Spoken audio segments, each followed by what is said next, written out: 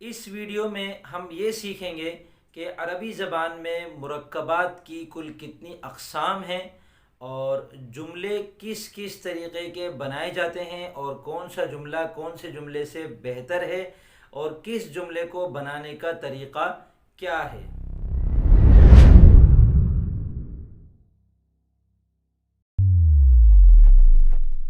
بسم اللہ الرحمن الرحیم۔ السلام علیکم ورحمۃ اللہ وبرکاتہ۔ میں محمد اسامہ سرسری، آپ دیکھ رہے ہیں میرا یوٹیوب چینل۔ ہم عربی زبان سیکھ رہے ہیں اور الحمدللہ یہ اس کا دوسرا سبق ہے۔ پہلے سبق میں ہم نے یہ سیکھا کہ اسم کیا ہوتا ہے، فعل کس کو کہتے ہیں، اور حرف کیا ہوتا ہے۔ تو اسم، فعل اور حرف کو ہم نے بالتفصیل سمجھا تھا، اور یہ بھی سمجھ لیا تھا کہ پھر ایک سبق میں ہم کو تمام حروف یاد کرنے ہیں، اور فعل کو سمجھا اور اسم کو سمجھا، اور ان کی بہت ساری تفصیلات ہیں، بہت ساری اقسام ہیں، بہت ساری تقسیمات ہیں۔ وہ انشاءاللہ ہم آئندہ اسباق میں ایک ایک کر کے اس تفصیل کے ساتھ اور آسانی کے ساتھ سمجھیں گے کہ پھر ان کے مطابق ہمیں عربی زبان کو سمجھنا آسان ہو جائے ہمارے لیے، اور قرآن کریم اور احادیث رسول اللہ صلی اللہ علیہ وعلی آلہ وسلم کو سمجھنا ہمارے لیے آسان ہو جائے۔ نہ صرف یہ کہ آسان ہو جائے، بلکہ ہماری زندگی میں ایک مزہ شامل ہو جائے، اور ہمیں جو عربیت کا لطف ہماری زندگی میں شامل ہو تو ہماری عبادات کی لذت میں اس سے اضافہ ہو جائے۔ اور عربی جنت کی زبان ہے، اس کے فضائل کو بیان کرنے کی ضرورت نہیں ہے۔ تو اس سبق میں ہم مرکبات کو اور جملوں کو سیکھیں گے۔ پہلے سبق میں ہم نے یہ سیکھا کہ لفظ کی 3 قسمیں ہیں، اسم، فعل اور حرف۔ تو وہ لفظ کی 3 قسمیں نہیں تھی، وہ لفظ مفرد کی 3 قسمیں تھی۔ اب لفظ کی 2 قسمیں ہیں، مفرد اور مرکب۔ تو مفرد کی 3 قسمیں ہم نے پڑھ لیں، یعنی جب لفظ اکیلا ہو تو یا وہ اسم ہوگا، یا فعل ہوگا، یا حرف ہوگا۔ اب آتے ہیں اس طرف کہ اگر کوئی لفظ ایسا ہے کہ جو 2 الفاظ پر مشتمل ہے، وہ بھی لفظ ہے، کیونکہ لفظ کہتے ہیں انسان کے منہ سے نکلنے والی آواز کو۔ تو جو انسان کے منہ سے نکلنے والی آواز ہے وہ اگر ایک لفظ ہے تو اس کو ہم مفرد کہتے ہیں، اگر ایک سے زیادہ الفاظ کا ایک مجموعہ ہے تو اس کو ہم مرکب کہتے ہیں۔ ٹھیک ہے، پھر مرکب کی 2 قسمیں ہیں۔ اب ہمارے منہ سے جو مرکب نکلا ہے، یعنی ایک سے زیادہ الفاظ کا جو مجموعہ ہمارے منہ سے ادا ہوا ہے، وہ یا تو مکمل بات ہوگی یا ادھوری بات ہوگی۔ اگر مکمل بات ہے تو اس کو مرکب مفید کہتے ہیں، اور اگر ادھوری بات ہے تو اس کو مرکب غیر مفید کہتے ہیں۔ تو یہ یہاں تک آپ کو بات سمجھ میں آ گئی۔ میں مثال دیتا ہوں کہ جیسے زید کی کتاب۔ اب کتاب ایک مفرد لفظ ہے، زید ایک مفرد لفظ ہے، کی ایک مفرد لفظ ہے۔ ان 3 مفرد الفاظ کو ملا کر ہم نے بنایا زید کی کتاب۔ اس کو عربی میں کہتے ہیں کتاب زیدن۔ اب کتابوں پر پیش کیوں آ رہا ہے با کے اوپر، اور زیدن کے دال کے نیچے 2 زیر کیوں ہیں، یہ ہم انشاءاللہ آگے چل کے تفصیل کے ساتھ سمجھیں گے اس کو۔ زید کی کتاب کو عربی میں کہتے ہیں کتاب زیدن، اور یہ ایک مرکب ہے۔ لیکن اگر ہمارے سامنے کوئی یہ کہے زید کی کتاب، تو کیا بات سمجھ میں آ جائے گی؟ نہیں آئے گی۔ کیوں؟ کیونکہ ہم اس سے یہ کہیں گے کہ کیا ہوا زید کی کتاب کو، وہ گم ہو گئی، وہ مل گئی، وہ مکمل ہو گئی، وہ پھٹ گئی۔ تو آپ بات مکمل کریں تو پھر ہم آگے سے جواب دیں گے نا۔ آپ زید کی کتاب کہہ کر خاموش ہو گئے تو پتہ یہ چلا کہ زید کی کتاب مرکب تو ہے لیکن ادھورا ہے، نامکمل ہے، تو اس کو مرکب غیر مفید کہتے ہیں۔ اگر بات مکمل کر لی جائے، مثلا ہم کہیں کہ زید کی کتاب یہ رہی۔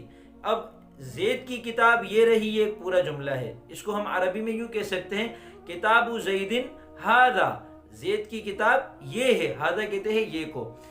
تو کتاب زیدن ھذا یہ ایک مرکب ہے، اور اس میں بات مکمل ہے، اشارہ کر کے کہا جا رہا ہے کہ زید کی کتاب یہ ہے، لہذا ہم کہیں گے کہ کتاب زیدن ھذا یہ ایک مرکب مفید ہے۔ اب ہم اقسام کی طرف آتے ہیں۔ مرکب غیر مفید کی 3 قسمیں ہیں، مرکب اضافی، مرکب توصیفی، مرکب منع صرف۔ میں ان کی اردو مثالوں سے یہاں سمجھا دیتا ہوں۔ ان میں سے ہر ایک پر ایک ایک ویڈیو الگ الگ بنے گی، ایک ایک مکمل سبق الگ الگ بنے گا۔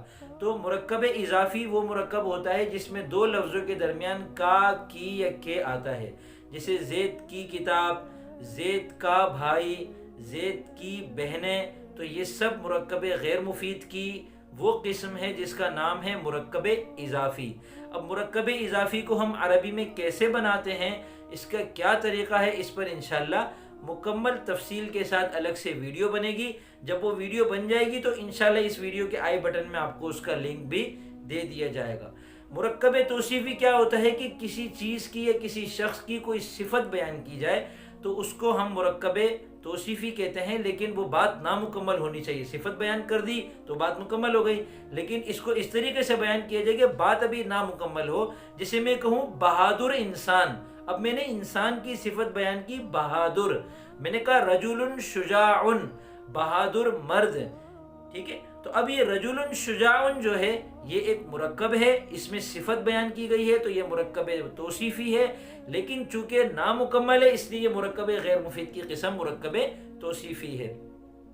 مرکب منع صرف کیا ہے کہ دو الگ الگ لفظوں کو جو کہ نام تھے جوڑ کر ایک الگ سے نام بنا دیے جائے تو اس پورے نام کو مرکب منع صرف کہتے ہیں۔ جسے ہمارے اردو میں میرا نام ہے محمد اسامہ سرسری، محمد الگ نام ہے، اسامہ ایک نام ہے، سرسری ایک الگ لفظ ہے، ان تینوں کو ملا کر میں کہتا ہوں محمد اسامہ سرسری۔ یہ مرکب منع صرف ہے اور اس کی الگ تفصیل ہے جو آگے چل کر گرامر کے اعتبار سے ہم اعراب کی جو اقسام آئیں گی، تفصیلات آئیں گی اسم کی تقسیمات کے اندر، اس میں ہم ان کو سمجھیں گے کہ مرکب منع صرف کیا ہوتا ہے اور اس کو بنانے کا کیا طریقہ ہے، اس میں زبر زیر پیش وغیرہ کیسے لگتے ہیں۔ تو یہ مرکب غیر مفید کی 3 قسمیں ہو گئی۔ مرکب مفید جس میں بات مکمل ہو اس کی 2 قسمیں ہیں، جملہ خبریہ، جملہ انشائیہ۔ یعنی مرکب مفید کو ہم جملہ بھی کہتے ہیں اور کلام بھی کہتے ہیں اور مرکب مفید بھی کہتے ہیں۔ اس کی 2 قسمیں ہیں، جملہ خبریہ، جملہ انشائیہ۔ جملہ خبریہ اس جملے کو کہتے ہیں جس میں کوئی بات بتائی جا رہی ہو، اور جملہ انشائیہ اس جملے کو کہتے ہیں جس میں کوئی بات بتائی نہ جا رہی ہو، اس کے علاوہ کوئی اور کام ہو رہا ہو۔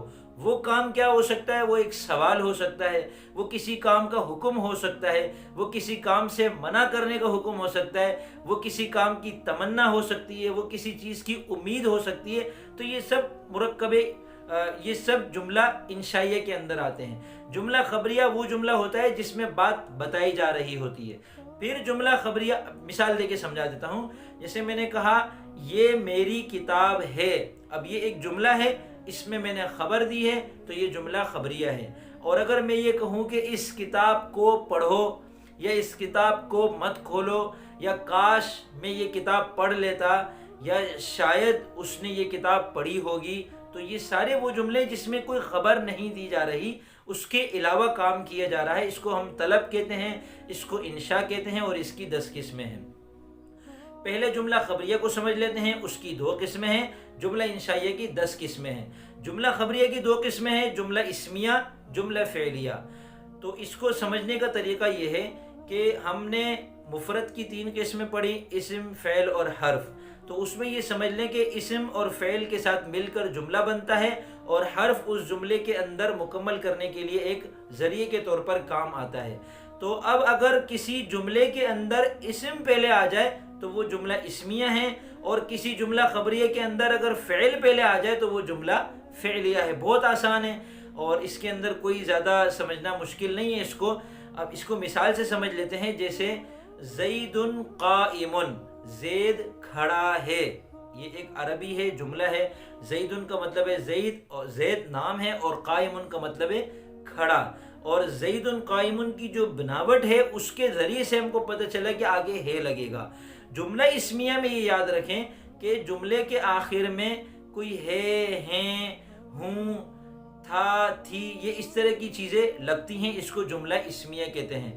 تو عربی میں جب جملہ اسمیہ بنتا ہے تو شروع میں اسم آتا ہے اور اس کے بعد پھر اسم یا فعل آتا ہے، اور ان دونوں کو ملا کر جملہ اسمیہ بنتا ہے۔ جملہ فعلیہ بنانے کے لیے پہلے فعل آتا ہے۔ اب جملہ فعلیہ زید قائم تو جملہ اسمیہ ہے، قائم کے اندر سے ہم کوئی اسی مشتق کا اگر فعل نکال لیں کہ کوئی ایسا مشتق، تو وہ ایک لفظ ہے قامہ، جس کا مطلب ہے کھڑا ہو گیا۔ اب وہ ماضی کی بات ہے تو اس کے اندر زمانہ ماضی پایا جا رہا ہے، لہذا یہ فعل ہے، تو قامہ فعل اور آگے زید اس کا فاعل کے طور پر آیا۔ فاعل بتاتا ہوں ابھی۔ تو قام زید کا مطلب ہے زید کھڑا ہو گیا۔ جملہ فعلیہ ہے اور ابتدا فعل سے ہو رہی ہے، اس لیے یہ جملہ فعلیہ ہے۔ جملہ خبریہ کی دو قسمیں ہمارے سامنے آ گئی، جملہ اسمیہ، جملہ فعلیہ۔ جملہ اسمیہ میں پہلا لفظ اسم ہوتا ہے، جملہ فعلیہ میں پہلا لفظ فعل ہوتا ہے۔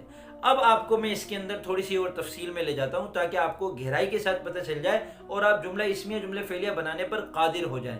تو دیکھیں، جب ہم کوئی بات کرتے ہیں، کوئی خبر دیتے ہیں، تو اس میں ہم کسی چیز، شخص یا کسی اور کے بارے میں کوئی بات بتا رہے ہوتے ہیں۔ تو جس کے بارے میں بات چل رہی ہو، ایک وہ ہوتا ہے، اس کو عربی اصطلاح میں مسند الیہ کہتے ہیں۔ اصطلاح سے کبھی گھبرائے نہیں، اس کو اس طور پہ لیا کرے کہ یہ ایک نام رکھا جاتا ہے تاکہ اس کو سمجھانا آسان ہو جائے۔ میرا نام اسامہ کیوں رکھا؟ تاکہ پوری زندگی لوگ جب میرے بارے میں کوئی بات کریں تو ان کے لیے آسان ہو جائے، بار بار مجھے بلا کر یہ میری تصویر دکھانے کی ضرورت نہ پڑے۔ جب کہہ دیں اسامہ تو پتہ چل جائے لوگوں کو کہ اسامہ کے بارے میں بات ہو رہی ہے۔ ایسے ہی اصطلاحات رکھی جاتی ہے تاکہ وہ چیز اور آسان ہو جائے۔ ہم کیا کرتے ہیں، اصطلاحات سے گھبرا جاتے ہیں، پیشانی پہ شکنیں آ جاتی ہیں۔ ہم کہتے ہیں مسند الیہ، مسند، یہ اتنے مشکل الفاظ کہاں سے آ گئے؟ تو کہیں سے نہیں آئے، میرے اور آپ کے جیسے انسان نے رکھیں۔ آپ کوئی اور نام رکھ دیں، آپ 1 اور 2 رکھ دیں، آپ 1 اور 2 رکھ دیں، آپ الف اور با رکھ دیں، کوئی فرق نہیں پڑتا۔ لیکن بہرحال اصطلاحات کو یاد کرنے کا فائدہ یہ ہوتا ہے کہ ایک انٹرنیشنل لینگویج ہوتی ہے۔ اگر آپ اس لینگویج کو یاد کر لیں گے، سمجھ جائیں گے، تو آپ پوری دنیا میں کسی کو عربی گرامر سمجھائیں گے تو آپ کے لیے مسند اور مسند الیہ کہنا آسان ہوگا اور اس کے لیے سمجھنا آسان ہوگا۔ تو بات یہ ہے صرف، ٹھیک ہے۔ جب ہم جملہ کہتے ہیں، مرکب مفید ہوتا ہے، جملہ خبریہ ہوتا ہے، تو اس میں ہم کسی کے بارے میں کوئی بات بتا رہے ہوتے ہیں۔ جس کے بارے میں بتا رہے ہوتے ہیں وہ مسند الیہ ہوتا ہے، جو بات بتائی جا رہی ہوتی ہے وہ خبر کہہ لو یا اس کو مسند کہہ لو، یعنی ہم اس کے بارے میں خبر دے رہے ہیں۔ زید قائم میں زید مسند الیہ ہے، قائم اس کی ایک خبر ہے، قائم مسند ہے، ٹھیک ہے۔ تو اب مسند اور مسند الیہ جملہ اسمیہ کے اندر ان کا الگ نام ہے، جملہ فعلیہ کے اندر ان کا الگ نام ہے۔ اب ایک اور اصطلاح آپ کے سامنے آئے گی۔ جملہ اسمیہ کا جو مسند الیہ ہے اس کا نام ہے، مسند الیہ کا نام ہے مبتدا اور مسند کا نام ہے خبر۔ تو مسند کا نام تو آسان ہے، وہ ایک خبر ہوتی ہے، لیکن مبتدا اس کو کیوں کہتے ہیں؟ کیونکہ اس کے ذریعے سے جملے کی ابتدا ہو رہی ہوتی ہے، اس لیے اس کا نام مبتدا رکھ دیتے ہیں، ٹھیک ہے، آسان ہو گیا۔ جملہ فعلیہ کے اندر جو مسند ہوتا ہے وہ فعل ہوتا ہے اور اس کا نام فعل ہے، اور جو مسند الیہ ہوتا ہے وہ اس فعل کا فاعل ہوتا ہے، کام کا کوئی کرنے والا ہوتا ہے۔ میں یہ کہوں کہ کتاب پڑھ لی تو آپ کہیں گے کس نے؟ میں کہوں گا میں نے، تو میں عربی میں اس کو کہتے ہیں انا، تو انا اس پڑھ لی کا فاعل ہے۔ پڑھ لی کی عربی ہے قرأتو، قرأتو انا، حالانکہ انا بولنے کی یہاں ضرورت نہیں ہے لیکن آپ کو سمجھانے کے لیے کہہ رہا ہوں کہ قرأتو فعل ہے اور انا جو ہے وہ اس کا فاعل ہے۔ قرأ پڑھا، کس نے؟ زیدن، زید نے، تو قرأ فعل ہے، زید اس کا فاعل ہے۔ قرأ مسند ہے، زید اس کا مسند الیہ ہے۔ یہ فعل اور فاعل مل کر جملہ فعلیہ بنتا ہے، یہ مبتدا اور خبر مل کر جملہ اسمیہ ہوتا ہے۔ اور چونکہ یہ جملہ خبریہ ہوتے ہیں تو ان کی ترکیب ہم اس طرح کرتے ہیں کہ مبتدا اپنی خبر کے ساتھ مل کر جملہ اسمیہ خبریہ ہوا اور فعل اپنے فاعل کے ساتھ مل کر جملہ فعلیہ خبریہ ہوا۔ اب میں آپ کو ایک سوال کرتا ہوں آپ سے کہ بتائیے زید قائم کی ترکیب کیا ہوگی؟ یہ وہ سوال ہے جو امتحانی پرچوں میں آتا ہے، کتابوں میں لکھا ہوا ہوتا ہے، ممتحنین پوچھتے ہیں، آپ کو اس کا جواب دینا پڑتا ہے۔ آپ گھبرا جاتے ہیں کہ اوہو ترکیب کیسے کریں، کبھی گھر کے اندر ہم نے کوئی ایسی ترکیب نہیں لڑائی تو عربی میں ہم ترکیب کیسے بتائیں؟ تو زید قائم کی ترکیب کرنے کا طریقہ یہ ہے کہ زید مبتدا ہے، قائم اس کی خبر ہے، مبتدا اپنی خبر کے ساتھ مل کر جملہ اسمیہ خبریہ ہوا، قام زید جملہ فعلیہ ہے۔ اس کی ترکیب یہ ہے کہ قام فعل ہے، زید اس کا فاعل ہے، فعل اپنے فاعل کے ساتھ مل کر جملہ فعلیہ خبریہ ہو گیا۔ یہ ہو گیا جملہ خبریہ۔ جملے کی دوسری قسم تھی جملہ انشائیہ، جس میں خبر نہیں دی جا رہی ہوتی، کوئی طلب ہوتی ہے، یعنی بات بتائی نہیں جا رہی ہوتی، کوئی کام کرنے کو کہا جا رہا ہوتا ہے، اس کو امر کہتے ہیں۔ کسی کام کے کرنے سے منع کیا جا رہا ہوتا ہے، اس کو نہیں کہتے ہیں۔ امر اور نہیں کی بالتفصیل گردانیں ہم علم الصرف میں پڑھ لیں گے یا آپ نے میرے کورسز میں پڑھ لی ہوں گی۔ जुमला इंशाइया के अंदर एक इसकी किस्म है, बहुत आसान है, किसी भी चीज़ का सवाल कर लिया जाए। सवाल के लिए उर्दू में जो हरूफ हैं वो क्या हैं? क्या, क्यों, कैसे, कब, किसने, ठीक है ना, किसको, ये सारे जो काफ से शुरू होते हैं ये सारे सवाल के लिए होते हैं। इनकी अरबी अगर आप याद कर लेंगे तो सवालिया जुमला अरबी में कहना आसान हो जाएगा। जो सवालिया जुमला आप अरबी में कहेंगे इसको जुमला इस्तिफामिया भी कहते हैं, और ये जुमला इंशाइया की तीसरी किस्म है। और चौथी किस्म है किसी चीज़ की तमन्ना की जाए। तमन्ना के लिए अरबी में लईता का लफ्ज़ है, लईता का तर्जमा है काश या काश के। यहाँ आपको उर्दू का एक कायदा बता दूं कि काश के बाद बड़ी ये वाला के तो लगता है, लेकिन काफ है कह नहीं लगाते। बाज लोग काश कह कहते हैं, ये गलत है। या तो आप काश कहें या काश के कहें। ये काश के पूरा फारसी से उर्दू में आया है, ठीक है। अगर आपको इससे इत्तेफाक ना हो तो कोई बात नहीं, आप काश कह दें, लेकिन काश आप इस चीज़ को समझ लें तो आपकी उर्दू और अच्छी हो जाएगी। आते हैं अरबी की तरफ। पांचवी किस्म जुमला इंशाइया की है तमन्ना के बाद किसी चीज़ की उम्मीद, यानी शायद उसने ये काम किया होगा, शायद उन्होंने कह दिया होगा, शायद मैंने दवाई पी ली है, शायद आपने ये काम कर लिया है। जो ये शायद शायद लगता है, अरबी में इसकी जगह लगता है लअल्ला, और इस लअल्ला के ज़रिए से जो जुमला बनता है इसको तरज्जी कहते हैं। तरज्जी मुश्किल लफ्ज़ है। तरज्जी का मतलब है उम्मीद लगाना, यानी मुमकिन है कि ये काम कर लिया हो, किसी चीज़ की उम्मीद लगाना। तो लय तो लाल उर्दू में भी इस्तेमाल होता है। लईत का मतलब है काश और लाल्ला का मतलब है शायद। ये पांच किस्में जुमला इंशाइया की आसान है। अम्र, नहीं, इस्तिफहाम, तमन्नी, तरज्जी। पांच किस्में जुमला इंशाइया की मुश्किल हैं। उनके नाम हैं उकूद, निदा, अर्ज, कसम, ताज्जुब। लेकिन जब इनको मैं समझाऊंगा आपको तो फिर आपको बिल्कुल आसान लगेगा। उकूद कहते हैं जो डील के दौरान हम कोई डील कर रहे होते हैं, कोई मामला तय कर रहे होते हैं, तो आपस में तरफेन जो जुमले बोलते हैं, जिन जुमलों का तबादला करके एक डील मुकम्मल होती है, उन जुमलों को उकूद कहते हैं। मैं फल वाले के पास जाता हूँ, मैं कहता हूँ भाई ये केले क्या हिसाब है, तो वो कहता है 100 रुपये के 12। तो मैं कहता हूँ ठीक है, मैंने ये 100 रुपये के 12 केले ले लिए। केले मैंने उठाया और मैंने उसको पैसे दे दिए। अब जो मैंने ये कहा ना कि ठीक है मैंने ले लिए, हालांकि ये मैं इसको एक तरह से खबर दे रहा हूँ, लेकिन ये खबर नहीं है, मैं उससे केले तलब कर रहा हूँ, तो ये इंशा है, इसको उकूद कहते हैं। बेतु, इश्तरैतु, बेतु का मतलब है मैंने बेचा, इश्तरैतु का मतलब है मैंने खरीदा। ये अरबी में इल्म सर्फ के कायदे से मुतकल्लिम का सीगा फ़ेल माजी का बनता है। यहाँ सिर्फ इतना समझना काफ़ी है कि ये उकूद के जुमले हैं। निकाह के लिए जो कहते हैं कबील तू, मैंने कबूल किया, और जो दूसरे मामलात होते हैं उसके अंदर इसी तरीके से एक आदमी अपने ग़ुलाम से कहता है, पहले ज़माने में ग़ुलाम हुआ करते थे, भाई मैंने तुमको आज़ाद किया, तो ये जुमला उकूद के अंदर आता है। ये जुमला खबरिया नहीं होता, जुमला इंशाइया होता है। तो 5 जो मुश्किल है उनमें से पहली किस्म है उकूद। इसकी मिसालें हमने देख ली मामला तय करने के लिए। निदा, किसी को बुलाना, इसके शुरू में या लगता है, या अल्लाह, तो ये जो बुलाया जा रहा होता है, यानी या अल्लाह का मतलब है ए अल्लाह मैं तुझे बुला रहा हूँ, मैं अल्लाह को बुला रहा हूँ। तो ये जुमला पूरा है, और ये एक खबर नहीं दी जा रही, ये एक तलब की जा रही है कि आपकी तवज्जो मुझे चाहिए। मैं कहता हूँ ए ज़ैद, या मैं कहता हूँ ज़ैद, तो यहाँ ए पोशीदा है, ठीक है ना। अरबी ज़बान में हुरूफ निदा 5 हैं, वो हम इंशाल्लाह हुरूफ के सबक में तफसील के साथ समझ लेंगे। सिर्फ इतना समझ लें कि एक जो या का लफ्ज़ है वो तो आपने सुना ही होगा, और या अय्युहा, तो ये भी अरबी ज़बान में या के बाद अय्युहा का भी इजाफा करते हैं। कुल या अय्युहल काफिरून या अय्युहल लदीना आमनू, तो ये या अय्युहा का मतलब है ए। उर्दू में ए है, अरबी में या है, और फारसी में भी ए है जो उर्दू में आया है, ठीक है ना। उकूद निदा, यानी किसी भी जुमले में हरफ निदा आ जाए, बुलाया जा रहा हो किसी को, तो वो निदा है, वो जुमला इंशाइया है।